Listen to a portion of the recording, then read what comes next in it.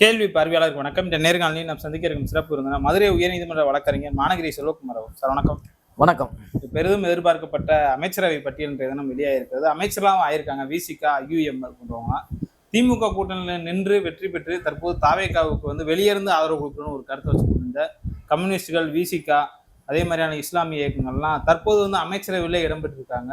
இந்த செய்தி தற்போது பேசுபொருளை ஏற்படுத்தி கொண்டு விஜய், திருமாவளவன் அவர்கள் இனிமே வரக்கூடிய காலங்களில் இன்னும் ஒன்று சேர்ந்து தான் செயல்படுவாங்கன்ற மாதிரியான ஒரு கருத்து கூட பேசப்பட்டு வருது. இந்த அமைச்சரவை எப்படி சார் பார்க்குறீங்க?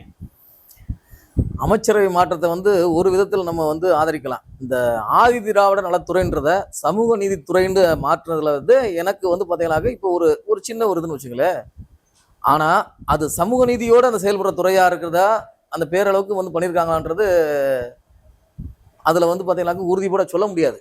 ஏன்னு காரணங்களாக பட்டியல் வகுப்பை சேர்ந்தவங்க பார்த்தீங்கன்னாக்க தமிழ்நாட்டில் 76 சாதி இருக்காங்க. அது பெரும்பான்மை சமூகம் பார்த்தீங்கன்னாக்க பறவைகளாக இருக்கட்டும். ரெண்டாவது தென் மாவட்டங்கள் முழுவதும் தேவேந்திர குல வேளாளர்கள், அதுக்கடுத்து மேற்கு மாவட்டங்கள்லாம் அருந்ததியர்கள்.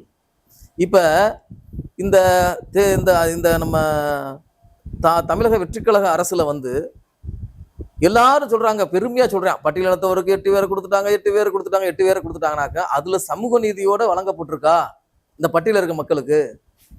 19 மாவட்டங்களில் பிரதிநிதித்துவம் இல்லைன்னு வேற சொல்றாங்க. யாரு? இப்போ சென்னையில் மட்டும் 7 பேர். இப்போ இதில் எங்க மாற்றத்தை யார் கண்டுபிடிக்கிறான்றதை யோசிக்கணும். இப்போ பெருசாக தான் பேசுறான். நீங்க பேசுறவங்க பூரா சொல்றேன் பட்டியலில் இருக்கவங்க எல்லாரும் மனுஷன் தானே, எல்லாரும் மனிதன் தானே, அரசியலமைப்பு சட்டம் அப்படி அதை தானே சொல்லுது. இதுல இப்போ அதாவது ஒடுக்கப்பட்டவர்கள்ன்ற எதை முன்னிறுத்தி அவங்க வகைப்படுத்தப்பட்டிருக்காங்க. அவங்க பொருளாதார, சமூக ஒடுக்குமுறை, மத விஷயங்களை வச்சு தானே பண்ணிருக்காங்க. இதுல இருந்து பார்க்கும்போது இன்னைக்கு விசிகா இடம்பெற்றதெல்லாம் பெரிய மகிழ்ச்சியை தராது. அதாவது இந்த சூழல் என்னைக்கு அப்ப ஒரு கருத்துக்கள் நிறைய இன்னைக்கு சமூக வலைதளங்கள்ல, இன்னைக்கு சமூக வலைதளம் தானே அரசியலா போச்சு. இன்ஸ்டாகிராம் தானே பண்றேன். அதுல இப்ப அந்த கதை இப்ப இந்த கருத்து வருது. எப்படின்னா இவர் கொள்கை பிடிப்போட இருந்தாரு. யாரு? திருமாவளவன் கொள்கை பிடிப்போட இருந்தாரு. கொள்கை பாத்தீங்கன்னாக்க ஆதவர்ஜனா என்னைக்கு திமுக விசிகால வந்துட்டாரோ அன்னைக்கே கொள்கை விட்டுட்டாரு. அவரோடது வேற மாதிரி போயிடுச்சு. அதற்கப்புறம் பேசுகின்ற பேச்சு பூராமே அவர் மாறி மாறி மாறி மாறி ஒரு சமநிலையில் இல்லை, ஒரு கொள்கை பிடிப்போட ஒரு உறுதி நிலையில் இல்லைன்றது சமூக வலைதளங்கள் எழுதுறாங்க. திமுக காரங்களாக கூட எழுதலாம கூட இருக்கலாம். நம்ம பார்வைக்கு பார்க்கும் போது அப்படித்தான் என்ன தோணுது, அப்படித்தான் என்ன தோணுது. இல்ல திருமாவளவன் அவர்கள் கொள்கை இல்லைன்ட்டீங்க. அதாவது மக்களை, அதாவது கொள்கை என்ன கொள்கை? அம்பேத்கர், பெரியார், மார்க்சிய கொள்கை, சமத்துவ, சமூக நீதினு ஒரு ஏன் அப்ப மக்கள் ஏத்துக்கல? வர ஏன் இவரை மக்கள் ஏத்துக்கொள்ள சொல்லுங்க, சொல்லுங்க. ஏன் இவர் மக்கள் ஏத்துக்கல? அவருக்கு அந்த கொள்கை இப்படி போட இருந்திருந்தா இவர் தனிச்சு விஜய் மாதிரி வந்திருக்க வேண்டியதானே. அப்ப மக்கள் மத்தியில் இவர் கொள்கை எடுபடலைன்னு அர்த்தம்.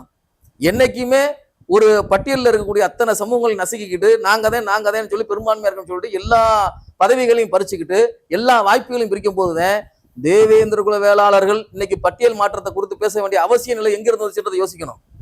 இந்த மக்கள் பூராமே பாத்தீங்கன்னாக்க இன்னமும் பட்டியல்னாவே ஒரு சமூகம்ன்ற மாதிரி நினைச்சுக்கிட்டு திராவிட கட்சிகளும் சரி வர்ற கட்சிகள் பூராமே ஒரே சமூகத்துக்கு ஆதரவு கொடுத்துக்கிட்டு அவங்களுக்கே முன்னுரிமை கொடுக்கும் போது தேவேந்திர குல வேளாளர்கள், அருந்ததியர்களோட நிலை நிலை என்ன? அதனாலதான் எங்களுக்கு என்ன நிலை வந்தாலும் பரவாயில்ல, நாங்க செத்தா கூட பரவாயில்ல, எங்களை பட்டியல் வெளியேற்றுங்க, பட்டியல் மாற்றம் கொடுங்கன்னு சொல்லிட்டு அந்த ஒரு சமூகம் போராடிக்கிட்டு இருக்கான்.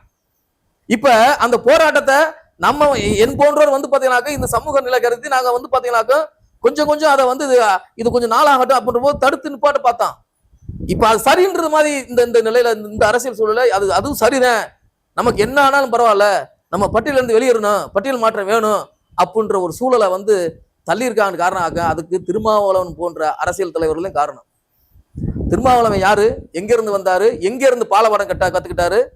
யார் அவருக்கு அரசியல் அரசியல் ஆசான் சொல்லியிருக்காரு? என்னைக்காவது இன்னைக்கு பல பல பல மேடைகள்ல பேசியிருப்பாரு, பல இதுல பேசியிருப்பாரு. நான் கடுமையான போராட்ட பாடல்கள் எழுதுவாரு, எல்லாம் பண்ணுவாரு. ஆனா நான் இங்க இருந்து வந்தேன், இவங்கதான் எனக்கு முன்னோடி, இங்க மதுரையில யார் என்னை அறிமுகப்படுத்தினா, யார் மூலமா நான் வந்தேன், மாவீரன் மலைச்சாமி யாரு, நான் அப்ப என்ன நிலையில இருந்தேன், நான் என்ன பொறுப்புல இருந்தேன், நான் இது எப்படி எடுத்துட்டு போனேன், அலங்காநல்லூர் கலவரத்துக்கு எப்படி வந்துச்சு, அதுக்கப்புறம் நான் கடல், இதெல்லாம் சொல்லவே மாட்டாரு. தேர்தல் மறுபரிசீல் இருங்க ஏங்க, எல்லாமே பாத்தீங்கன்னா இங்க இதுல எங்க கொள்கை இருக்கு? யார் இங்க பூரா கொள்கைக்காகவும், அதாவது தேவேந்திர குல வேளாளரோட குருதி தாங்க இன்னைக்கு இன்னைக்கு திருமாவளவன் போன்ற உயர்ந்து நிற்கிறது. இவனுடைய ஆளுமை இல்லாத ஆளுமே இல்ல. இவன் விட்டு கொடுக்க முடியாத நிலை, இவன் அரசியல் படுத்த முடியல, இவன் முன்னாடியும் போய் நிக்க போய் அவன் யாரு இந்த தேவேந்திர வேளாளர் இருக்கான் பாருங்க, இவனா போடான்றான். இந்த நிலையிலேயே அரசியல புறக்கணிக்கப்பட்டு இன்னைக்கு வந்து பாத்தீங்கன்னாக்க இன்னைக்கு பிரதிநிதித்துவம் எல்லாம் போச்சு. இப்ப இந்த சூழல எங்க சமூக நீதி நீங்க எதிர்பார்க்கறீங்க? இன்னைக்கு ஒளிஞ்சதுக்கு காரணம் என்ன? இன்னைக்கு பாத்தீங்கன்னாக்க திருமாவளவன் போன்றவர் வந்து இன்னைக்கு அவ்வளவுதான், நீ கட்சி எலிவெட்டாகாது. தாவாக்கால ஒரு அங்க ஏன் இவ்வளவு, அதாவது ஒவ்வொரு விஷயங்களும் யோசிச்சு அங்க பல்வேறு பிரச்சனை இருக்குங்க. இன்னைக்கு விஷயம் என்னன்னாக்க இங்க பட்டியல் சமூகத்துல வந்து அதே மேல் எல்லா கட்சிகளும் ஆண்டவனும் ஆண்டுகிட்டு இருக்கவனும் எல்லாருமே பட்டியல்னாவே இவன் தான் ஒரு முடிவை முதல் நிப்பாட்டுங்க. நிறைய பிரதிநிதித்துவம் இல்லாத சமூகங்கள் இருக்கு. ஒரு குறிப்பிட்ட சமூகத்தை நோக்கி போனதோட விளைவுதான் இன்னைக்கு திராவிட கட்சிகள் வந்து பாத்தீங்கன்னாக்க திராவிட முன்னேற்ற கழகம் சரியான திட்டங்களை அவங்க முன்னிறுத்தி வேலை பார்த்துருந்தா கூட, ஆனா அவன் தோத்ததுக்கு காரணம் என்ன? ஒரே சாரார முன்னிறுத்தினதோட விளைவுதான். அதே நிலைதான் இன்னைக்கு வருமே தவிர இதுல போய் ஆனந்தப்படுறதுக்கோ பெருமைப்படுறதுக்கோ ஒரு மயிரும் கிடையாது. நான் திரும்ப சொல்றேன், இந்த வார்த்தை சொல்றதுக்கு நான் ஏற்று, ஏன்னா நாங்க வந்து தொடர்ந்து அமுக்கப்பட்டிருக்கோம். இங்க இப்ப நான் கூட இந்த RSS பிஜேபி பின்னணியில வந்து பாத்தீங்கன்னாக்க எங்க சமூக மக்கள் வந்து பாத்தீங்கன்னாக்க சில எடுப்பார் கைப்புல போய் பண்றான்ற என்ன கூட இருந்துச்சு. ஆனா அரசியலா நாங்க எவ்வளவு தூரம் நாங்க பின்தங்கி போய்கிட்டே இருக்கோம். எங்க தலைவர்கள் வந்து பாத்தீங்கன்னா எங்க மக்களை வந்து எப்படி ஏமாத்தி, அதாவது ஜான் பாண்டிய மாதிரி ஒரு போராளியை பார்க்க முடியாது, கிருஷ்ணசாமி மாதிரி ஒரு போராளியை பார்க்க முடியாது, பசுபதி பாண்டி மாதிரி ஒரு போராளியை பார்க்க முடியாது.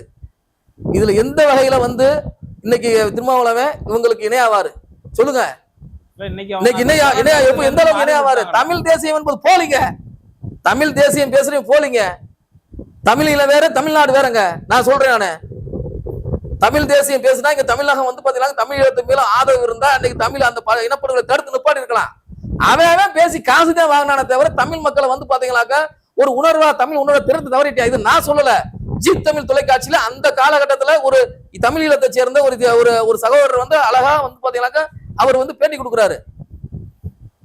அதாவது இந்த வரலாற்று படுகொலைக்கு இந்த தமிழ், அதாவது ஒரு வரலாற்று அந்த இனப்படுகொலை என்பது வந்து பாத்தீங்கன்னா ஒரு வரலாற்று கரும்புலியா இடம்பெற்றிருக்கு.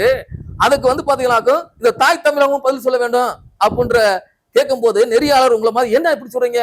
உங்களுக்கு இங்க இருக்கக்கூடிய அனைவருமே போராடினாங்களே, ஏன் இங்க வந்து திருமாவளவன் போராடினாரு, வைகோ அவங்க மட்டும்தான் போராடினாங்க.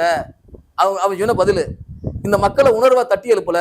இந்த மக்கள் வந்து பாத்தீங்கன்னா எமக்காக பசியரிச்சிருக்க வேணாம், ரயில் மறியல் பண்ணிருக்க வேணாம், அமைதியா கையில் ஒரு மெழுகுதிரி ஏந்தி நடு ரோட்டிற்கு வந்திருந்தாங்க, உலகம் உற்று நோக்கி இருக்கும், எங்களோட இனப்படுகளை தடுத்து நிப்பாட்டு இருக்கலாம். அந்த வேலை செய்ய மறந்துட்டாங்கன்னு சொல்லி நான் சொல்லல. நீங்க அந்த ஜி தமிழ் தொலைக்காட்சியில அந்த பேட்டி கொடுத்த பேட்டி எடுத்து பாருங்க. ஒரு இலங்கை தமிழர் இந்த இதை பதிவு பண்ணியிருக்காரு. அப்ப இவங்க பூராமே இந்த காசை வாங்கி தின்னுக்கிட்டு இந்த அதாவது முதல்ல நம்ம வீடுங்க, நம்ம தெருங்க, அதுக்கப்புறம் தாங்க நம்ம மற்ற விஷயங்கள் யோசிக்க முடியும். இந்த சமூகத்துக்கு உண்டான சமநிலை கிடைச்சிருச்சுனாக்க இன்னைக்கு மற்ற சமூகங்கள் இருக்கக்கூடிய ரத்தத்தை பூரா உறிஞ்சுக்கிட்டு நீ இதேன்ற மாதிரி ஒரு வேஷத்தை போட்டு இன்னைக்கு வரும்போது அதெல்லாம் இதெல்லாம் இந்த ஆட்சி நீடிக்குமான்றது எண்ணி பார்க்க முடியல. ஏன்னா இது ஒரு துரோகமாத்தான் தெரிய வேண்டியது இருக்கு. அவரே சொல்றாருல, அவரோட ஸ்டேட்மெண்ட், நாங்க சரியா வேலை பார்க்கல என்றாரு, நாங்க வந்து எங்களுக்கு சரியான பாதுகாப்பு எங்க கட்சிக்காரன் போது இன்னைக்கு வாக்குகள் பூரா யாரு போட்டிருக்கா? தாவேகாவுக்கு.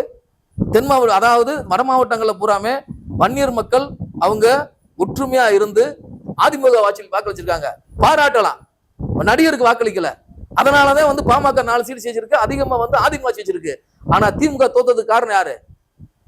அப்ப நீ என்ன கொள்கை, உனக்கு உன் கொள்கை ஏற்றுக்கொண்டு நடிகை முன்னாடி போக மாட்டாள். இப்ப வந்து பாத்தீங்கன்னா இன்னைக்கு இந்த ஆட்சி வந்து எந்த அடிப்படையில நடைபெறுறது மிகப்பெரிய இடியாப்ப சிக்கல். இப்ப பாத்தீங்கன்னாக்க அங்கிட்டு போய் அதிமுக நாங்க தூய சக்தின்னு போயிட்டு அதிமுக போய் தலைவர் அதிமுக பொதுச்செயலாளரை பார்க்காம வேலுமணியை பார்த்து இப்ப அவன் நடுத்தர நிற்கிறான். யாரு? அந்த 3 பேர், வேலுமணி, சி.வி. சண்முகம், அவன் இந்த விஜயபாஸ்கர், அவங்களுக்கெல்லாம் வந்து பாத்தீங்கன்னாக்க பல கோடி ரூபாய் ஒவ்வொருத்தனுக்கு குவாரிகள் நடத்திக்கிருக்காங்க. 10 குவாரி மாசம் 5 கோடி கொடுக்குற அந்த ஆசை தான். அவங்களோட பணத்தை பாதுகாத்துக்கிறதுக்காகவும் அந்த அதிகாரம் தேவைப்படுறதுனாலதான் அவனுக்கு கொள்கையும் இல்லை கோட்பாடும் இல்லை. நீ கொள்கை மாற்றம் வந்த புறம் பாத்தீங்கன்னாக்க இன்னைக்கு வந்து ஒரு அனுபவம் இல்லாத ஆட்களை போட்டு வந்தா கூட ஒவ்வொருத்தன் மேலையும் பின்னணியை பார்த்தோமாக்க 1000 பிரச்சனை வருது. அதை வரத்தான் செய்யும்.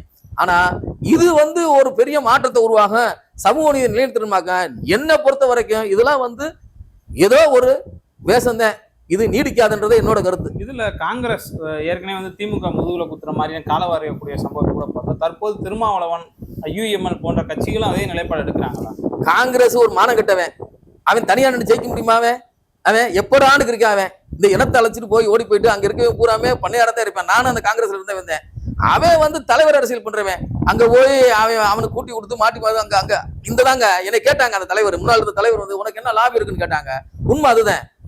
சென்னை மாகாணத்துல அவன் தான் இருக்கான், டெல்லியில அங்கதான் இருக்கான், எந்த கட்சியா இருந்தாலும் அவன் தான் இருக்கான். எங்கடா போய் ஒட்டிக்கிட்டு அவன் தான் இந்த தமிழ்நாடுன்ற மாதிரியே ஒரு சூழ்நிலை வந்துருச்சு. இன்னைக்கு இந்த சம்பத்து இந்த துறையும் தூக்கி கொடுக்கும் போது ஒண்ணும் பண்ண முடியாது. இப்ப வந்து பாத்தீங்கன்னா இதுல இதுல இதுல ஏமாலியா நிக்கிறது எங்க மக்கள் மட்டும்தான். யாரு? நான் சார்ந்த என் தேவேந்திர மக்கள் தான் வந்து ஏமாலி அனுப்பியிருக்கே தவிர அரசியல் அனாதைகளாகவும் இன்னும் இருந்துகிட்டே இருக்கும். இதுக்கு ஒரு மாற்றத்தை இனிமே வந்து பாத்தீங்கன்னா மிகப்பெரிய ஒரு போராட்டத்தை ஒண்ணு இல்லைன்னாக்க நான் என்ன நினைக்கிறேன், இப்ப இந்த நேரத்துல பட்டியல் மாற்றம் அவசியம் நினைக்கிறேன். நான் அதை நோக்கி தான் பயணம் பண்ண போறேன், வேற வழியே கிடையாது. இல்ல இதுல அண்ணன் திருமாவளவன் அவர்கள் எடுத்த முடிவுக்கு வந்து ஒரு அழிவு காலம் தொடங்கிருச்சுன்னு சொல்லி பல்வேறு தரப்பு உண்மை. கட்சியே இல்லையே, அவர் கண்ட்ரோல் இல்லையே. யாரு ஒரு அதாவது மன்னியரசு என்னமோ அவர் வாழ்த்தி அனுப்பணுமா நீங்க நினைக்கிறீங்க? ஏன் வந்து பாத்தீங்கன்னா திடீர்னு வந்து நான் அதாவது இங்க எந்த ஒரு விஷயமே வந்து பாத்தீங்கன்னா மக்கள் தெளிவாக கண்காணிச்சுக்கிறீங்க. தெளிவா எல்லா விஷயங்களும் வந்துகிட்டே இருக்கு. எல்லாமே வந்து பாத்தீங்கன்னா கொள்கை அடிப்படையில் சித்தாந்தம்னு போலிங்க. போலி. இவர் எத்தனை பேருக்கு சீட்டு கொடுத்தாரு, யார் யாரு கொடுத்தாரு? ஒரு தேவேந்திரருக்கு சீட்டு கொடுக்க கூடாதா? இது எங்க சமூக நீதி இருக்கு? நம்ம பேசணுமா? இவர் ஒரு அக்கா மகளுக்கு வந்து பாத்தீங்கன்னா போன தடவை வந்து பாத்தீங்கன்னா இங்க ஜிபி வாங்கி கொடுத்தாரு. அந்த அம்மாவை கூட்டி போய் கள்ளக்குறிச்சியில் நிப்பாட்டுறாரு. அதே மாதிரி ஒரு அருந்ததி இருக்க ஒரு வந்து பாத்தீங்கன்னா ஒரு பலருக்கு கொடுத்துருக்கணும் தானே சமூக நீதி பேசுறவரு. அப்ப அவருமே வந்து அது இங்க இதை வந்து இந்த விஜய் அரசோ மற்றவங்களும் உணரணும். அதுதான் இப்ப தேவையில்லாம எட்டு அமைச்சர் பெரிய பேசிக்கிட்டு இருக்கா. பட்டியல 76 சாதி இருக்கான். தேவேந்திரர்களுக்கு ஒரே ஒரு பிரதிநிதித்துவம் வந்தோம்னா சொல்லுங்க. அப்ப நாங்க பூரா வெட்டுப்பட்டு சாகணும், நாங்க வந்து போலீஸுக்கு நாங்க வந்து காவலுக்கு நாங்க வந்து போலீஸோட போராடணும். இப்ப கூட ஒரு செத்த படத்தை வச்சுக்கிட்டு நான் இன்னும் போராடிக்கிட்டு இருக்கேன், அரெஸ்ட் பண்ணல. இதை பத்தி எல்லாம் பேசினா இதுதானங்க சமூக நீதி? அதை நோக்கி வந்து விஜய் வந்து பாத்துட்டாரா? பார்க்கவே கிடையாது. அப்ப இங்கேயே இப்ப மறந்தது என்ன பிரதிநிதித்துவம் கிடைச்சிருச்சு. இப்ப ஒரு இது அந்த தனவால் மானு கொடுத்தோன்னு அருந்ததி முன்னேறி வந்துட்டாங்களா? எவ்வளவுங்க பிரச்சனை இருக்கு அங்க இருக்கக்கூடிய இது வந்து பாத்தீங்கன்னா சமூக நீதின்றது இங்க வந்து சும்மா பேச்சளவுலையும் ஏற்றளவுலையும் பதவி விளங்குறது இல்லைங்க, நடைமுறைப்படுத்தணும். அவ்வளவு விஷயங்கள் இருக்கு. இப்ப இந்த மந்திரி சபையை பார்ப்போமே, இது இங்க எனக்கு இன்னமும் சொல்ல இல்ல. பாரதிய ஜனதா கட்சியோட கள்ள மௌனம் இன்னமும் கள்ள மௌனம் வந்து பாத்தீங்கன்னா ஒரு மிகப்பெரிய ஒரு பிரளயத்தை உருவாக்கும். இது பொறுத்திருந்து பார்ப்பான்.